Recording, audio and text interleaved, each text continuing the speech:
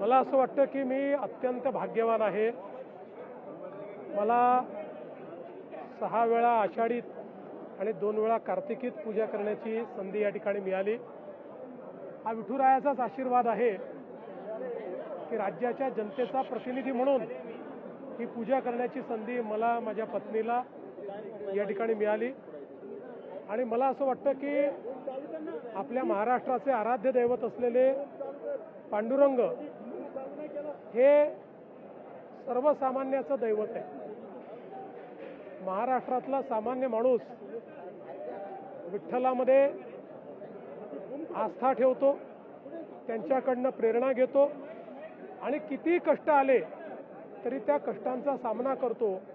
आणि म्हणूनच इथे आलं की एक वेगळी ऊर्जा आणि प्रेरणा ही प्राप्त होत असते।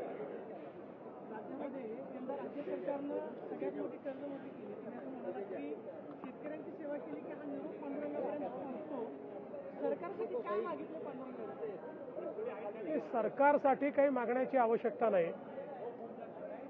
मला असं वाटतं की पांडुरंगांना आपल्या मनातलं कळतं, पण एक गोष्ट मात्र इथे आल्यानंतर मी सातत्याने मागत असतो, कारण ही जी आषाढीची पूजा आहे ही खरीपाच्या हंगामात होत असते आणि खरीपाचा हंगाम चांगला झाला तर राज्यात शेतकरी सुखी होतात आणि राज्य सुखी होतं।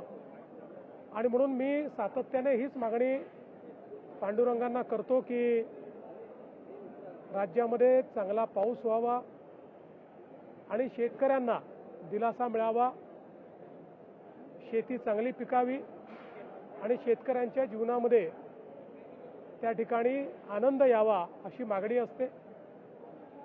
सोबत पांडुरंगांना हाही आशीर्वाद मागितला आहे की देशाचे प्रधानमंत्री माननीय नरेंद्र मोदीजी यांनी आमच्या देशाच्या तरुणाईकरता एक नवीन अध्याय सुरू केलेला आहे आणि या तरुणाईला दिशा देण्याकरता,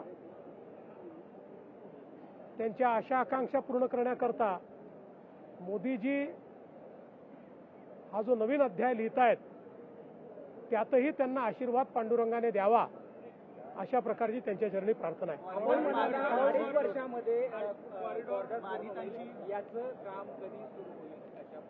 आपला प्रयत्न असा आहे की यावर्षीच काम सुरू झालं पाहिजे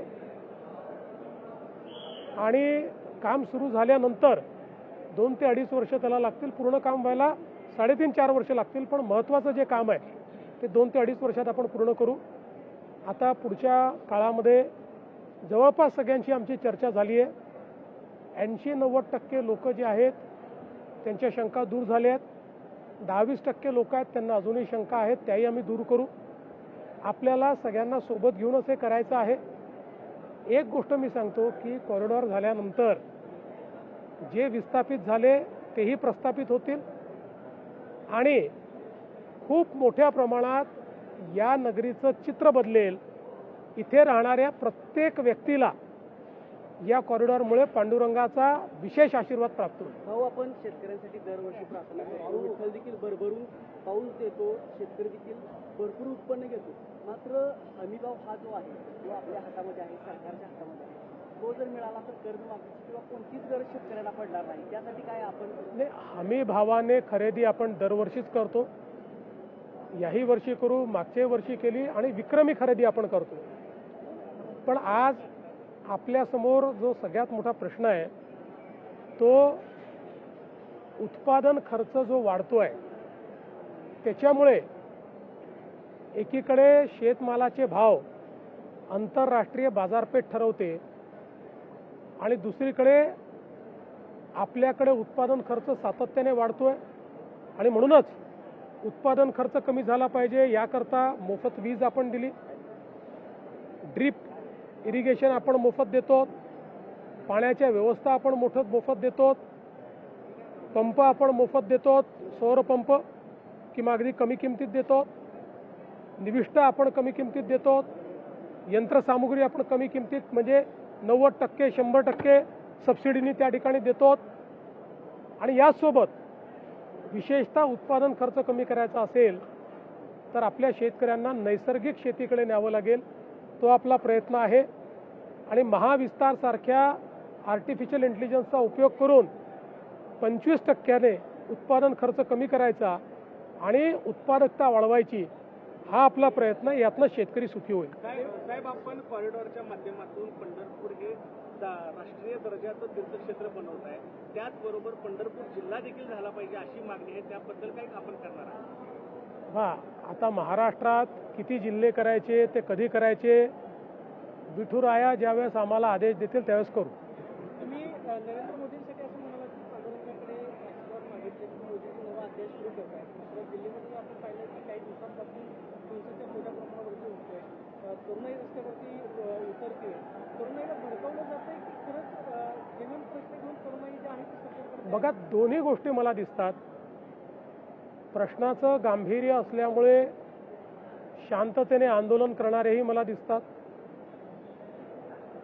आपल्या समोरचं भविष्य चांगलं राहिलं पाहिजे याकरता त्या आंदोलनाला समर्थन देणारेही मला दिसतात.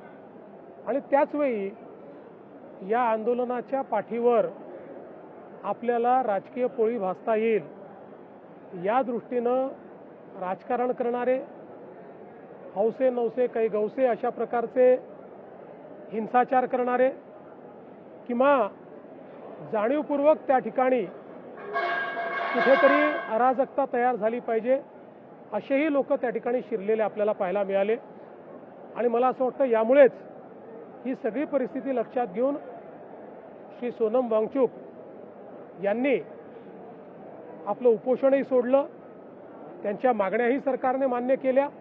त्याच्यावर कारवाई सुरू झाली आणि त्यांनी सगळ्यांना सांगितलं की शांततेनंच हे पुढे गेलं पाहिजे. चला, उद्या पुन्हा एकदा मोर्चा काढण्यात मुंबईमध्ये राज ठाकरे आणि उद्धव ठाकरे याच संदर्भात मला असं वाटतं की सगळ्यांना लोकशाहीमध्ये आपलं मत मांडण्याचा अधिकार आहे. पण हा जो काही मोर्चा होतोय या मोर्चाला विद्यार्थ्यांशी काही घेणं देणं आहे याची शक्यता कमी आहे. राजकारणामध्ये आपली जागा पुन्हा कशी निर्मित करता येईल याकरता हा प्रयत्न अधिक दिसतोय. पण तरी देखील माझ्या शुभेच्छा आहेत.